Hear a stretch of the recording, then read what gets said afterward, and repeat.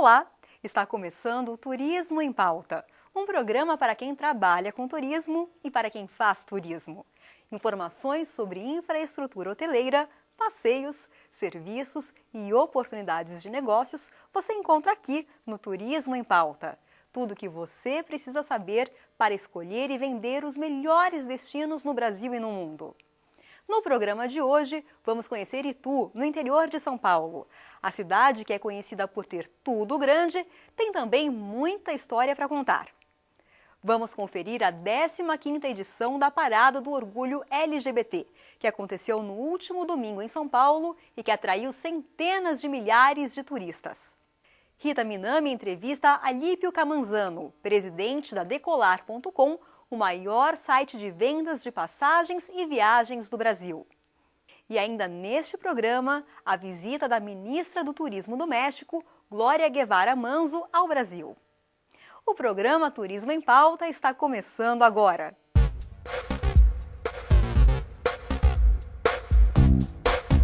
Itu, no interior de São Paulo, ficou conhecida como a cidade que tem tudo grande. Mas Itu carrega parte da história política do país. Caminhando por suas ruas, podemos conhecer exemplos da arquitetura barroca e os antiquários tão famosos da região.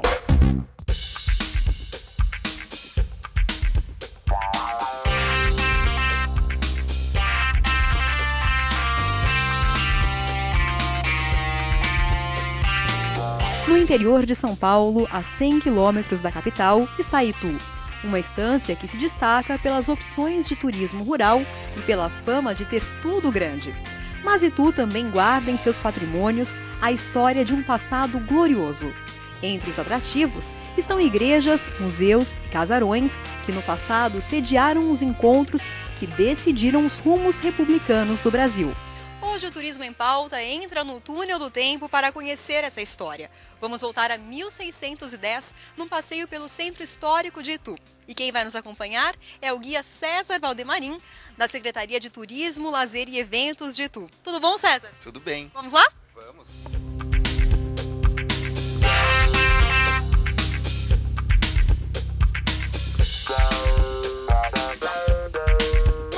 Parada é a Igreja do Bom Jesus, que nos remete diretamente à fundação de Itu há 401 anos. César, em que contexto que essa igreja foi construída?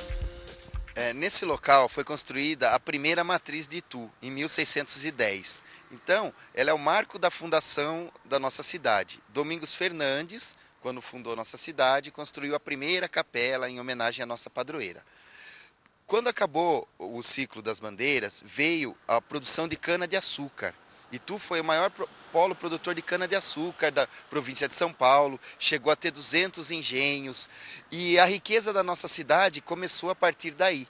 Nós temos casarões conservados até hoje, igrejas barrocas, tudo que nós vamos estar conhecendo agora. E no interior, o que a gente encontra de original? No interior, ela é quase toda original em seu estilo barroco e mantém suas características, né? A divisão arquitetônica, a nave central, o arco cruzeiro, a capela mor. Os grandes barões do café, as pessoas mais importantes, acabavam ajudando a construir a igreja e eles tinham um lugar privilegiado na igreja para poderem assistir à missa. A igreja abriga desde o início do século XX o Santuário Nacional do Apostolado da Oração no Brasil. Ambos podem ser vistos diariamente, das 7 ao 12h30 e da 1h30 da tarde às 7 horas da noite. E com este sol lindo e este calor em pleno inverno em Itu, estamos nos aproximando da nossa próxima parada, né, César? Isso, a Igreja Nossa Senhora do Carmo.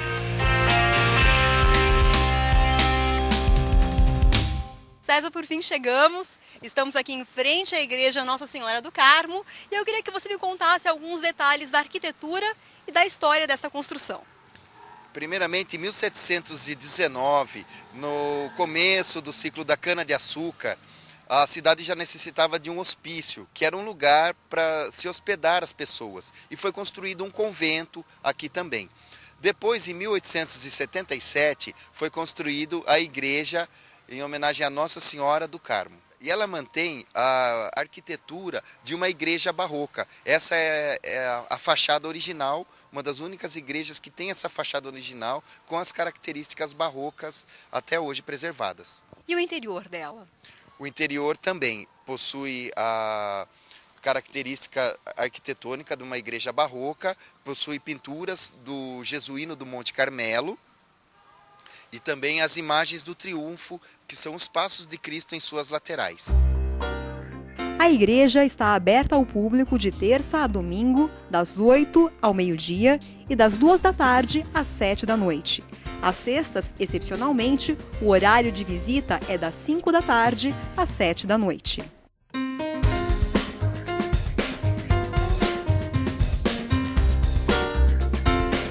Chegamos agora a um dos pontos mais altos da cidade de Itu, onde em 1780 foi construída a Igreja Matriz, Nossa Senhora da Candelária. César, em que contexto que essa matriz foi construída e por que ela virou a matriz? Em 1780 já havia muitos produtores de cana-de-açúcar, muitos fazendeiros ricos, e não havia a Igreja Matriz Nossa Senhora da Candelária, como eu disse, já havia caído. Então precisava erguer uma construção para uma igreja matriz. Em um novo local, inclusive, né? Isso, e eles escolhiam sempre o ponto mais alto da cidade, pelo menos o mais visível, porque os sinos da igreja era quem anunciava o horário da missa, se nascia alguma pessoa, se morria alguma pessoa, se havia a chegada de alguma pessoa mais importante. Então, a igreja matriz, como o nome diz, né, a igreja principal, sempre era construída no ponto mais alto da cidade. A Igreja Matriz fica aberta ao público todos os dias, das 8 da manhã às 7h30 da noite, mas ficará fechada para reforma até o fim deste ano.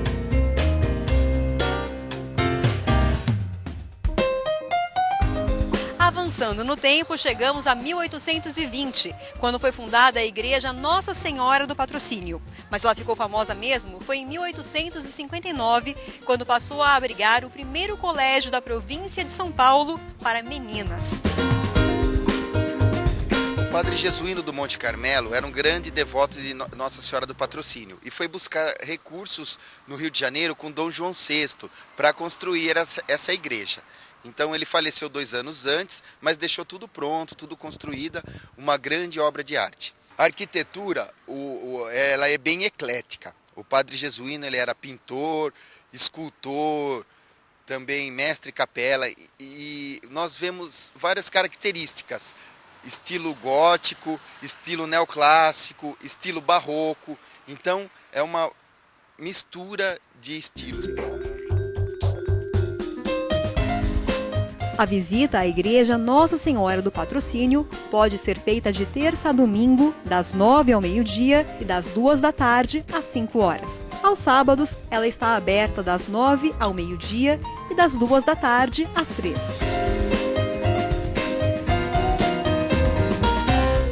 Em 1867 foi inaugurado este elegante sobrado onde estamos agora. 6 anos mais tarde, ele sediou a primeira reunião pró-República do Brasil, que ficou conhecida como Convenção de Itu. Naquela época, o imperador Dom Pedro II, ele taxava o café. E os cafeicultores estavam descontentes com o preço do café, porque eles não podiam competir na Europa. Então eles resolveram fazer um movimento pró-república para montar um partido político, proclamar a república e até ter mais influência no país. Eles queriam aparecer e resolveram fazer essa reunião, onde 133 convencionais, cafeicultores de Itu e toda a região, de Capivari, de Campinas, se encontraram aqui e fundaram um dos primeiros partidos políticos do país, que foi o PRP, Partido Republicano Paulista. Então, com esse movimento, com essa convenção de Itu, Itu ficou conhecido como berço da República. O museu está aberto de terça a domingo, das 10 às 4 horas da tarde, e a entrada é grátis. E se por acaso alguém quiser levar para casa um pedacinho da história, Itu também tem antiquários. Itu tem 8 antiquários e um deles é o Antiquário Lila, onde estamos agora, num prédio de 1820. E a Yara, que é a proprietária, vai mostrar pra gente o que há de interessante por aqui. O que as pessoas mais procuram quando vêm ao Antiquário Lila?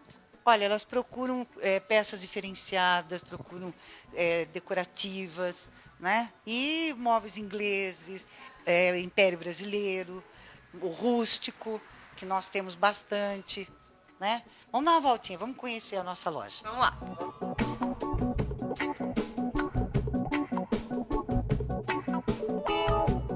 Nós temos uma mesa carretilha, Império Brasileiro, né? E Você sabe mais ou menos de quando é essa mesa? é mais ou menos 1820, 1840, por aí. Olha, essa aqui é uma National, 2 gavetas. Você vê que ela é maior, escrito caixa em cima, né? Era usada em lojas. E tem a outra, ela é manivela. A outra do lado é pianola, que nós chamamos, entendeu? A gente consegue saber mais ou menos de quando que elas são? Mais ou menos 1900, por aí.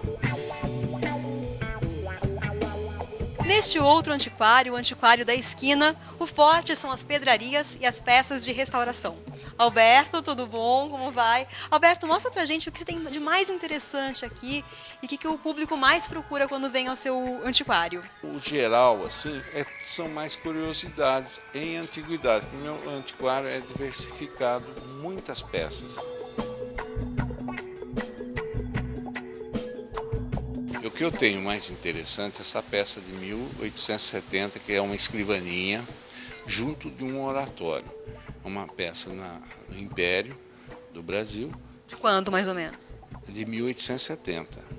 Toda em jacarandá, uma peça autêntica, maravilhosa. Uma peça de museu, né? Sem dúvida nenhuma. E depois o privilégio de percorrer os lugares que marcaram nossa história, que tal encerrar o dia com um delicioso e enorme sorvete de Itu.